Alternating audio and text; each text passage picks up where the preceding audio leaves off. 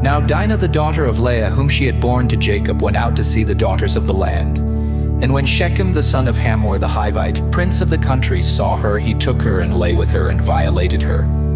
His soul was strongly attracted to Dinah the daughter of Jacob, and he loved the young woman and spoke kindly to the young woman. So Shechem spoke to his father Hamor, saying, "Get me this young woman as a wife."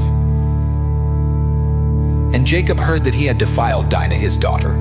Now his sons were with his livestock in the field, so Jacob held his peace until they came. Then Hamor the father of Shechem went out to Jacob to speak with him. And the sons of Jacob came in from the field when they heard it, and the men were grieved and very angry, because he had done a disgraceful thing in Israel by lying with Jacob's daughter, a thing which ought not to be done. But Hamor spoke with them, saying, "The soul of my son Shechem longs for your daughter. Please give her to him as a wife, and make marriages with us. Give your daughters to us, and take our daughters to yourselves. So you shall dwell with us, and the land shall be before you. Dwell and trade in it, and acquire possessions for yourselves in it." Then Shechem said to her father and her brothers, "Let me find favor in your eyes, and whatever you say to me I will give. Ask me ever so much dowry and gift, and I will give according to what you say to me. But give me the young woman as a wife." But the sons of Jacob answered Shechem and Hamor his father, and spoke deceitfully, because he had defiled Dinah their sister. And they said to them, "We cannot do this thing to give our sister to one who is uncircumcised, for that would be a reproach to us. But on this condition we will consent to you.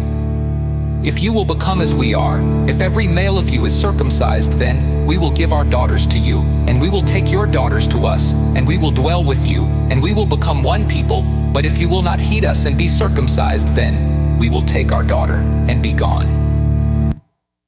And their words pleased Hamor and Shechem, Hamor's son.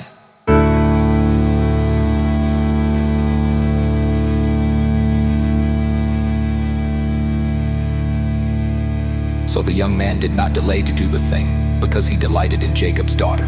He was more honorable than all the household of his father.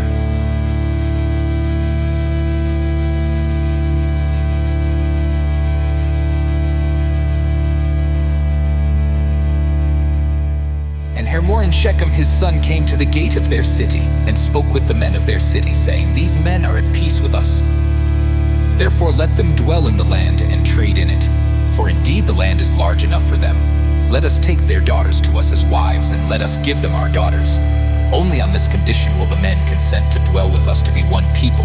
If every male among us is circumcised as they are circumcised, will not their livestock, their property, and every animal of theirs be ours? Only let us consent to them, and they will dwell with us." And all who went out of the gate of his city heeded Hamor and Shechem his son. Every male was circumcised, all who went out of the gate of his city. Now it came to pass on the third day, when they were in pain, that two of the sons of Jacob, Simeon and Levi, Dinah's brothers, each took his sword and came boldly upon the city, and killed all the males. And they killed Hamor and Shechem his son with the edge of the sword, and took Dinah from Shechem's house, and went out. The sons of Jacob came upon the slain, and plundered the city, because their sister had been defiled. They took their sheep, their oxen, and their donkeys, what was in the city, and what was in the field, and all their wealth, all their little ones and their wives they took captive, and they plundered even all that was in the houses. Then Jacob said to Simeon and Levi, "You have troubled me by making me obnoxious among the inhabitants of the land, among the Canaanites and the Perizzites. And since I am few in number, they will gather themselves together against me and kill me. I shall be destroyed, my household, and I." But they said, "Should he treat our sister like a harlot?